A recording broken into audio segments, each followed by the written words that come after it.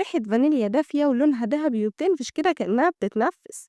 بس تفتكروا بقى هي الكيكة العادية دي ليها حكاية؟ طبعا، الكيك من أقدم حلويات العالم، والفكرة كانت بسيطة، شوية دقيق على سكر على بيض على حبة زيت، بس الناس من آلاف السنين كانوا بيخبزوه بأشكال تانية خالص.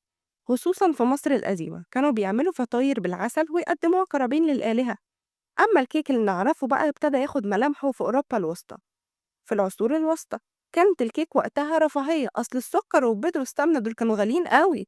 ومع الوقت في دخول البيكنج باودر والسكر الأبيض يعني في التمانينات كده بقت الكيك حاجة ممكن تتعمل في أي بيت.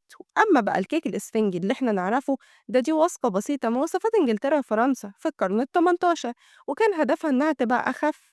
ومن وقتها الكيكة دي بقت نجم المناسبات، من أعياد الميلاد لأيام القعدة على البيت. الكيك بقى أكتر من أكلة، بقى لحظة فرح، بقى ريحة بيت، ومن قلب كل فرن بيخبز كيك لكل حكاية حلوة بتتقال مع أول قطمة. دي كانت حكايتنا النهاردة مع كيكة الفانيليا. ومن هنا في الأكلة وما فيها دايما في حكايات وبنكهة السكر.